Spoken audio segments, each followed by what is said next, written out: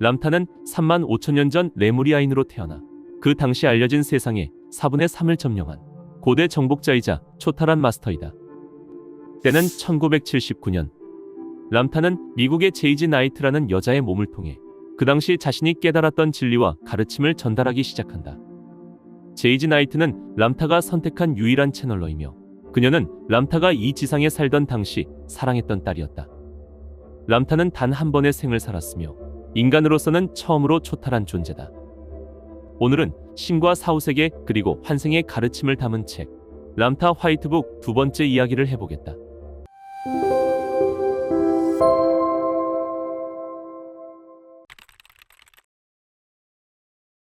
당신들은 진정으로 눈부신 존재이다.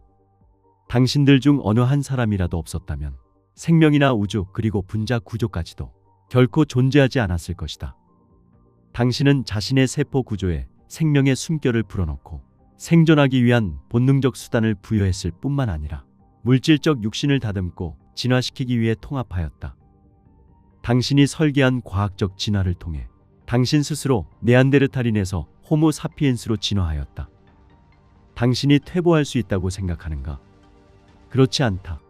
당신은 영원한 사고 과정 전체를 이해하기 위한 장엄한 모험 중에 있다. 인간의 형상으로 신이 되지 않으면 당신은 하느님인 완성됨을 결코 이해하지 못할 것이다. 오직 인간이 되었을 때만 하느님의 존재를 모든 생각의 형상으로 표현할 수 있다. 당신들이 천사라고 불러온 존재들이 있다. 그리고 그러한 신성한 창조물이 되기 원하는 사람들이 많다. 그러나 그들은 인간으로서 살아보지 않아 합리적 균형을 이룰 수 없다는 약점을 가지고 있다. 그들은 단지 에너지이며 결국 인간이 될 신들이지만 인류에 대한 연민이나 자비심을 가지고 있지 않다. 보이지 않는 세상에 있는 존재들이 인간이 되어보지 않고서 어떻게 인간인 당신을 완전히 이해할 수 있겠는가? 인류는 그들보다 훨씬 더 진화된 존재이다. 그들은 인간이라는 제한적인 형상으로 살면서 신을 이해해 본 적이 없기 때문에 인류의 기쁨과 고통에 대한 이해가 제한적이다. 인간의 한 구성원이 된다는 것은 신성한 경험이다. 인간이 되었을 때 당신이 신을 온전히 경험하기 때문이다.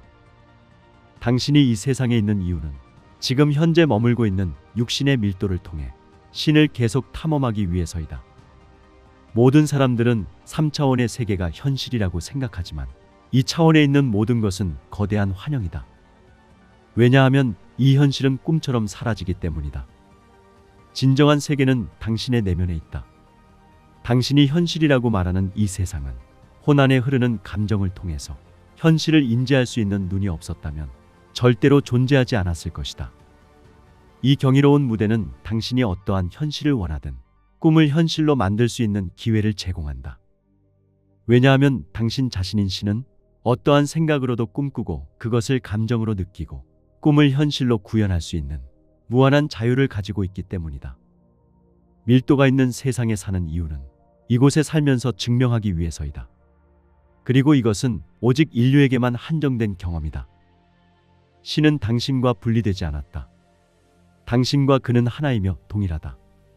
당신이 무엇을 하기 원하든 그것은 신성한 섭리이자 신성한 의지이다. 운명은 미리 정해진 것이 아니라 전적으로 당신에 의해 결정되는 것이다. 당신이 생각하는 모든 것은 앞으로 다가올 순간을 창조한다. 바로 이 순간은 조금 전에 당신이 품었던 생각으로 인하여 일어난 결과이다. 저는 신이 무엇인가 알기 위해 이 종교 저 종교를 다니면서 일생을 허비했습니다. 그들 모두가 다른 이야기를 하고 있기 때문입니다. 예를 들면 당신은 옳고 그른 것이 없으며 우리가 무엇을 해도 신은 우리를 사랑한다고 말합니다. 도대체 진리란 무엇입니까? 진리는 없다. 진리가 없다는 것은 모든 것이 진리라는 의미이다. 모든 것이 진실이다. 왜냐하면 모든 것이 신의 생각으로부터 나왔기 때문이다. 신은 하나의 공식화된 생각이 아니다. 그는 모든 생각의 현실이다. 외적인 모든 현실 세계가 어떻게 존재하게 되었을까? 상상이나 공상에 의해 창조되었다. 그것이 물질의 형태로 한번 현실화되자 상상과 공상에 더욱더 박차를 가하게 되었다. 왜냐하면 하나는 또 다른 하나를 낳고 그 둘은 진정 실제이기 때문이다. 아무리 이상한 것이라도 그렇습니까? 그렇다. 오로지 태도만이 이상하다는 것을 결정하기 때문이다. 하느님은 무한하기 때문에 그는 무한한 생각에 대한 선택의 자유를 허용한다. 진리란 단지 개인이 진리라고 인지하는 것에 불과하다. 어떤 한 가지에 대한 모든 사람의 견해는 각기 다르다. 그래서 어떤 사람이 진리라고 믿는 것이 다른 사람에겐 그렇지 않을 수 있다. 모든 사람들은 자신이 알기 원하고 허용하는 만큼만 알게 된다. 이 세상에 있는 대부분의 지식은 사람들에 대한 심판과 분리를 바탕으로 한 것이다. 결코 진리를 추구하지 말라. 람타나 붓다, 예수 그 누구의 지시도 따르지 말고 당신 자신이 되라. 당신 존재를 있는 그대로 사랑하라. 그저 존재함으로써 당신은 무한한 우주와 하나가 된다. 당신은 신의 계획과 어떻게 조화를 이룹니까? 무엇 때문에 신이 계획을 가지고 있다고 생각하는가? 신의 유일한 계획은 그 자체로 존재하는 것이다. 당신이 여기에 있는 이유는 무엇인가? 단지 그것이 존재하기 때문이다. 이와 같이 다른 모든 것들도 존재하기 때문에 신의 계획과 조화를 이룬다. 생명을 위한 계획은 없다. 단지 있음만이 존재할 뿐이다. 당신은 인간이 특정한 형식에 따라 살 필요도 없고 원하는 대로 될 수 있고 무엇을 해도 괜찮다고 말하는 것처럼 들립니다. 그렇다. 그것이 바로 당신에 대한 하느님의 사랑이다. 그렇다면 삶의 목적은 무엇입니까? 삶의 목적은 당신의 존재 안에서 당신이 어떠한 생각을 즐기든 그것을 삶이라는 무대에서 표현하는 것이다. 그것이 어떤 식으로 나타나든 당신이 원하면 언제든지 바꿀 수 있는 선택권이 있다는 것을 알라. 하느님 아버지는 법이 없다. 법의 창조자는 인간이지 신이 아니다. 만약 법이 없다면 나쁜 일을 하는 것을 어떻게 막을 수가 있나요? 우주에 악 같은 것은 없다. 인간의 혼이 악하다고 알고 있지만 인간의 혼은 신성하다. 왜냐하면 인간의 혼과 모든 것은 신이기 때문이다.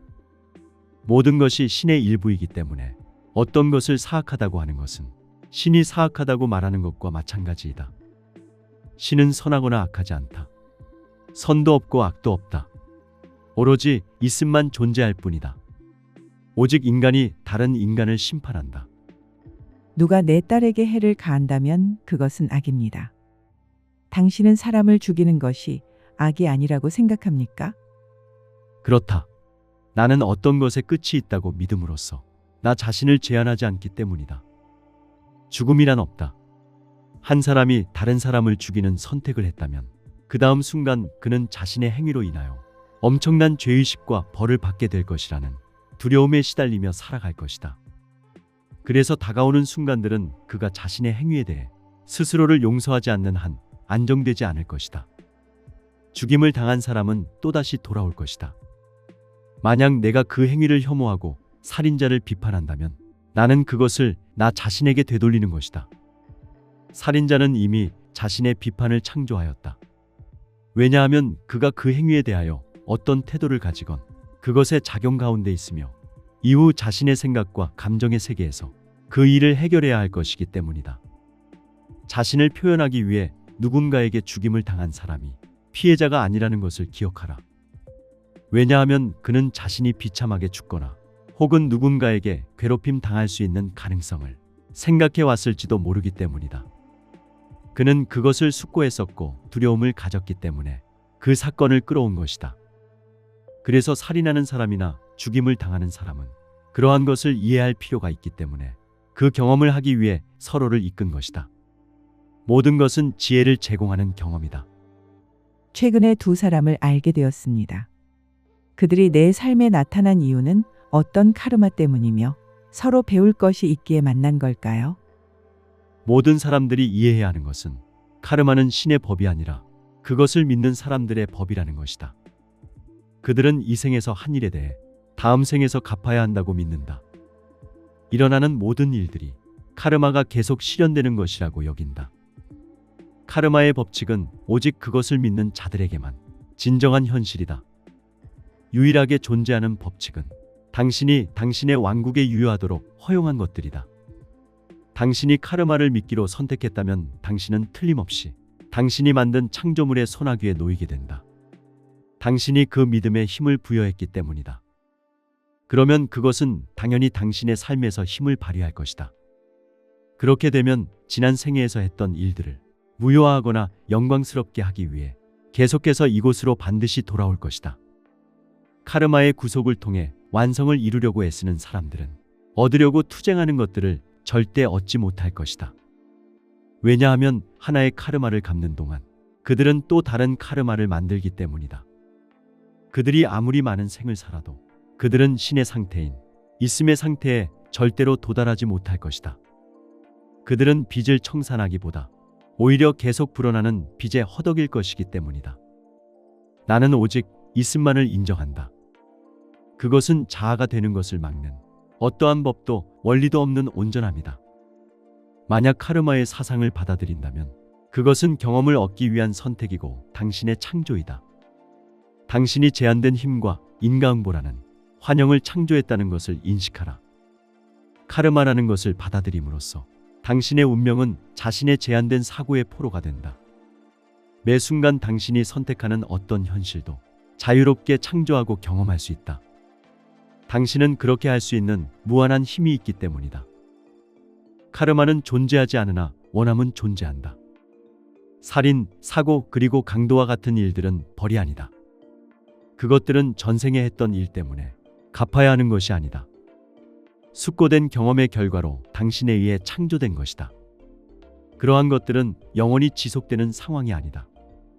좀 더 위대한 이해에서 본다면 그런 일들은 끔찍한 일이 아니다. 돌이켜보면 그것들은 위대한 스승이다.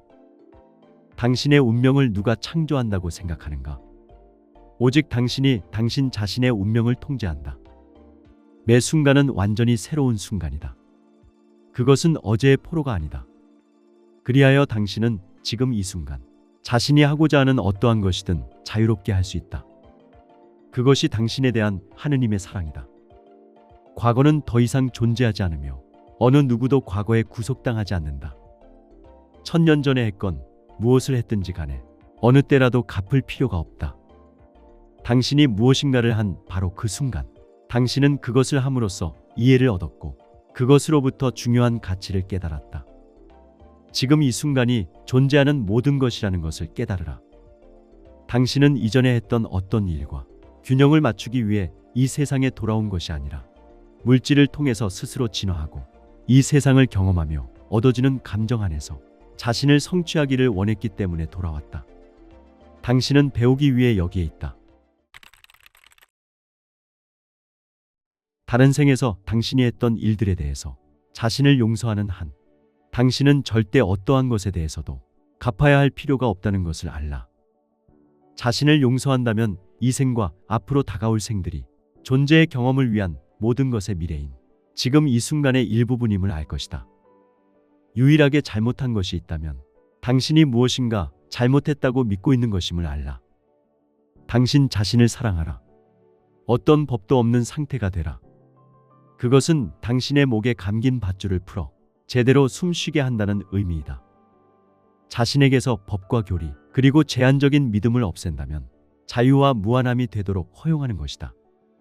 자신이 비천한 죄인이며 하느님이 자신밖에 존재한다는 가르침을 받아들였을 때 인간은 자기 자신을 신으로부터 완전히 분리시켰다. 그러한 이해와 믿음을 받아들여 인간은 계속해서 육신으로 돌아왔다. 왜냐하면 자신이 신성한 존재가 아니며 하느님이 자신의 내면에 존재하지 않는다는 생각을 하는 한 그는 자신의 신성함을 깨닫고 다시 한번 존재의 상태로 살아갈 때까지 수백만 번 태어나게 되기 때문이다. 환생은 덫을 의미하지 않는다. 그것은 단순히 참여하기 위한 하나의 게임이며 창조력을 표현하고 생명을 탐구하는 새로운 모험이다. 많은 사람이 신을 만나거나 깨달음을 얻기 위해 반드시 종교적 교리를 따라야 한다고 생각한다. 종교가 틀린 것은 아니다. 종교적 가르침을 발전시킨 자들 역시 당신의 사랑하는 형제들이다. 신은 당신의 내면에 존재한다. 당신의 모든 생에서 신은 그곳에 존재해왔다. 환생의 이치에 대해서 말해줄 수 있습니까? 우리가 다시 여기로 돌아오는 이유가 무엇입니까? 삶은 항상 변하며 지속하기 위해 매 순간 진화한다.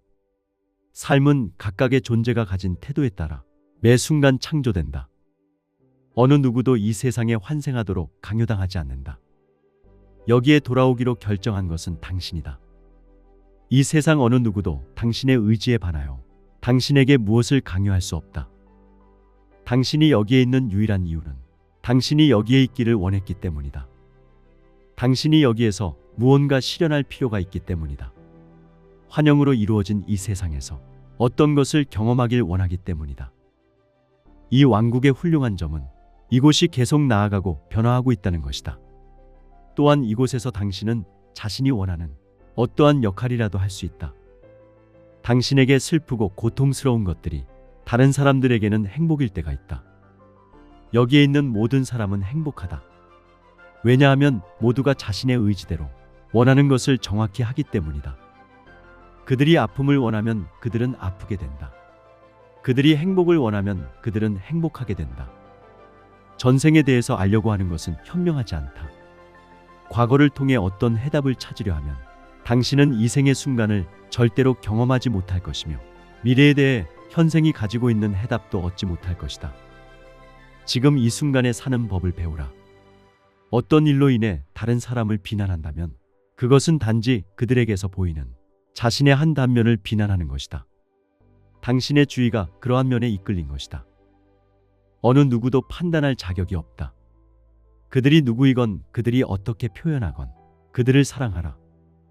그들의 내면에 존재하는 신이 그렇게 하도록 허용하기 때문이다.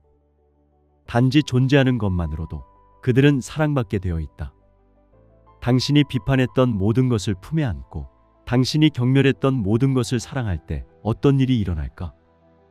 당신은 배움을 위해 그러한 것들을 경험하고 있는 다른 사람들을 살펴보며 그들을 이해하고 그들에 대한 자비심을 가지게 된다. 그러면 당신은 소위 말하는 성인이 된다. 당신이 왕이 되기 전까지는 왕의 고뇌를 결코 알 수 없다. 왕은 자신이 노예가 되어보지 않고서는 노예의 처지를 알 수 없을 것이다. 고결한 삶이라는 것은 모든 것을 다 감싸 안는 것이며 인간의 의식에서 창조된 모든 성격과 환영적인 상황을 포함하는 것이다. 그들은 사람을 죽인 자와 죽임을 당한 자, 정복자와 노예, 자식과 부모 등 모든 것이 되어봤다. 당신은 오직 자신의 내면으로 받아들일 수 없는 것에 대해서만 다른 사람을 비판한다. 만약 당신이 모든 상황을 살아보고 그 안에서 마음의 평화를 이루었다면 아무 비판 없이 모든 이들을 쉽게 이해하고 그들이 자신이 되도록 허용하는 것이 쉬워진다. 가난한 사람이건 장애를 가지고 태어나건 이 세상에 있는 모든 사람들은 무엇인가를 얻기 위한 목적으로 그러한 경험을 선택한 것이다. 그것으로부터 배우고 채워졌을 때만이 다른 경험을 할 것이며 그로 인해 자아의 가장 깊숙한 곳에서 더 위대한 이해를 낳을 것이다.